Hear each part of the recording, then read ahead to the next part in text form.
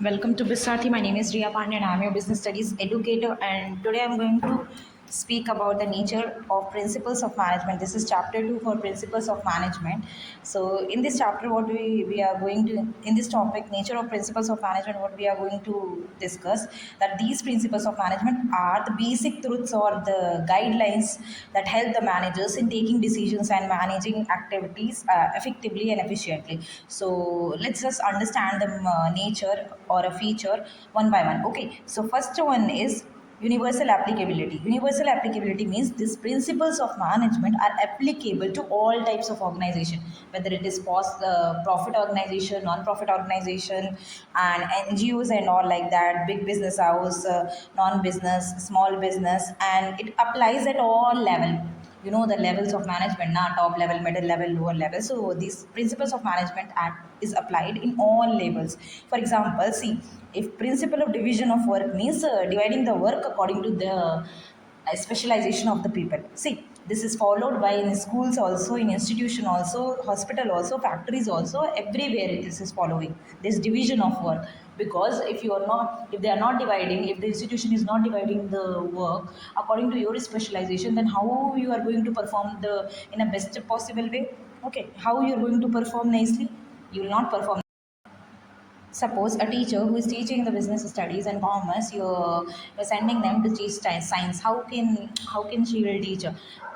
Every teacher can teach what subjects you are going to tell, but you need special degree or specialization to master that. So universal applicability means principles of management is everywhere. Okay, so second one is general guidelines. So these rules, it means these principles of management is just a guidelines. It is just a general guidelines. It is not rigid rules which you need to follow. It's not mandatory like that. Managers can modify these rules and regulation according to their situations, according to the situations of the organization. See, for example, that unity of command, what does it mean? Unity of command is is in the 14 principles of management. Unity of command means you need to listen only one, you can get orders from one boss only.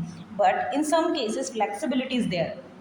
You can take the orders from your managers and department managers, head managers, but in some cases you can, you can do. Third one is formed by practice and experimentation. So management principles are developed through observation, research, and experience, not just imagination. You cannot develop that management principle by imagining what we can do like that. They are based on real life business situations. See, Henry Fayol and F.W. Taylor have developed these principles after studying actual workplace. They have seen how the work is going on in business. So they have given these principles of management after studying and all. So that's how you need to do, you need to maintain that. And flexible in nature. See, that is management principles are not fixed like laws of science and all. You can modify according to your needs and all. They can be changed or modified depending upon the situations. See, just like the principle of centralization may be more or less applied depending upon the size of the organization. Mainly behavioral. Okay, flexible means you need to change. If you wanted, you can change. Okay, so mainly behavioral means these are the principles which deal with human behavior. See how managers and employees interact. See, since people behavior changes, these principles need to apply it with the care. You cannot implement this procedure like that. You need to see, you need to take care of the employees also. See, the principle of a spirit de corps, this come under the 14 principles of management. Now what does spirit de corps means? Team spirit. We need to work together. We need, there is a coordination between all the departments and all, then we can perform efficiently and effectively. Like that is behavioral. It focus on improving human relations and all. Okay, cause and effect relationship. This principle shows the relationship between cause and effect. See, if a manager follows a principle correctly, it leads to expected results. So like that, if it, see, if discipline is maintained, efficiency will increase. If discipline is not maintained in an organization, then there will, it means your business will not efficient to produce the right commodities of goods. Okay, so aimed at optimum utilization of resources. Okay, these principles achieve the maximum output with minimum cost. They guide managers to use resources efficiently and avoid wastage.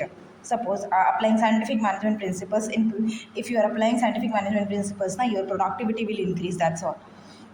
So that's all for today. And contingent means, see, these applications on principles of this See, contingent is like the application of management principle is not fixed. It depends on the situation that exists at a particular period of time. Suppose we are thinking that something will happen in future, but may or may not be it happen. Maybe it happen, maybe may not be happen. Then what we can do? In other words, these principles are contingent, means dependent upon the prevailing condition in the organization and its environment. See, management principles cannot be applied blindly or in the same way everywhere.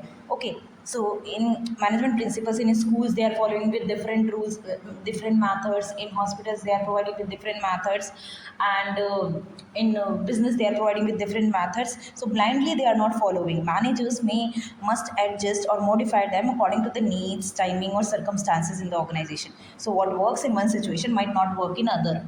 We cannot say like that. Employees deserve fair and just remuneration. That's principle. Okay, just we need to make employees feel comfortable and all. Okay, so but what is fair depends upon the several factors like contribution employee, paying capacity of the employer, prevailing wage rate in the industry. So we can see all these methods.